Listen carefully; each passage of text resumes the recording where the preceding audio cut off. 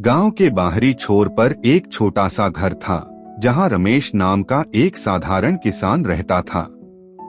रमेश का जीवन बेहद सरल था, लेकिन उसमें एक खालीपन था। उसकी पत्नी का कई साल पहले देहांत हो चुका था और उसकी कोई संतान भी नहीं थी। अकेलेपन ने उसे अंदर से तोड़ दिया था। एक दिन जब रमेश अपने खेत में काम कर रहा था, तो उसने पास के झाड़ियों से किसी के कराहने की आवाज सुनी। वह चौंक गया और उस ओर बढ़ा। झाड़ियों के पास पहुंचने पर उसने देखा कि एक भूरे रंग का कुत्ता खून से लथपथ जमीन पर पड़ा हुआ था। कुत्ते की आंखों में दर्द और बेबसी थी, लेकिन उसकी आंखों में रमेश के लिए एक अजीब सी आस भी झलक रही थी। रमेश ने बिना देर किए कुत्ते को गोद में उठाया और अपने घर ले आया। उसने उसके घावों को साफ किया और पट्टी बांधी। फिर उसे दूध और रोटी खिलाई। कुत्ता धीरे धीरे ठीक होने लगा। कुछ दिनों बाद वह पूरी तरह से स्वस्थ हो गया। उस दिन से रमेश और कुत्ते के बीच एक गहरा रिश्ता बन गया। रमेश ने उसका नाम शेरू रखा।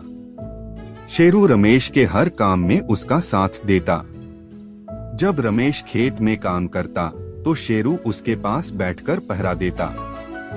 जब रमेश घर पर अकेला होता, तो शेरू उसकी संगति करता। दोनों एक दूसरे की भाषा नहीं समझते थे, लेकिन उनकी आंखें और दिल एक दूसरे के जज्बात पढ़ लेते थे।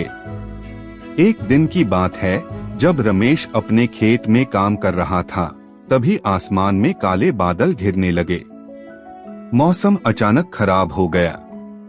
रमेश ने जल्दी जल्दी अपना काम खत्म किया और घर लौटने की तैयारी करने लगा।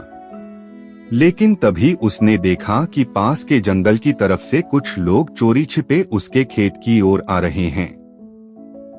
रमेश ने तुरंत शेरू को बुलाया और उसे संकेत दिया। शेरू बिना एक पल गवाए उन अजनबियों की ओर दौड़ा। उसकी तेज भौंक और आक्रामक रुख देखकर चोर डर गए और भाग खड़े हुए। उस दिन रमेश ने महसूस किया कि शेरू सिर्फ उसका दोस्त ही नहीं, बल्कि उसका रक्षक भी है। समय बीतता गया और दोनों का रिश्ता और गहरा होता गया। गांव के लोग उनकी दोस्ती की मिसालें देने लगे। लेकिन एक दिन कुछ ऐसा हुआ जिसने इस दोस्ती को अमर बना दिया। रात का समय था और रमेश अपने घर में सो रहा था। शेरू हमेशा की तरह घर के बाहर पहरा दे रहा था। अचानक शेरू ने घर के पास कुछ अजीब सी हरकत महसूस की। उसने देखा कि घर के पीछे के दरवाजे से कोई अंदर घुसने की कोशिश कर रहा है। शेरू तुरंत भौंकने लगा, लेकिन चोर ने उसे चुप कराने के लिए उस पर हमला कर दिया। शेरू ने अपनी जान की परवाह किए बिना चोर पर झपट्टा मारा। शोर सुनकर रमेश जाग गया। वह दौड़कर बाहर आया और देखा कि शेरू ने चोर को पकड़ लिया था, लेकिन खुद बुरी तरह से घायल हो गया था। रमेश ने तुरंत पुलिस को बुलाया और चोर को पकड़वा दिया, लेकिन शेरू की हालत गंभीर थी। रमेश ने उसे गोद में उठाया और डॉक्टर के पास दौड़ा। डॉक्टर ने पूरी कोशिश की, लेकिन शेरू को बचाया नहीं जा सका। शेरू की मौत ने रमेश को तोड़ दिया।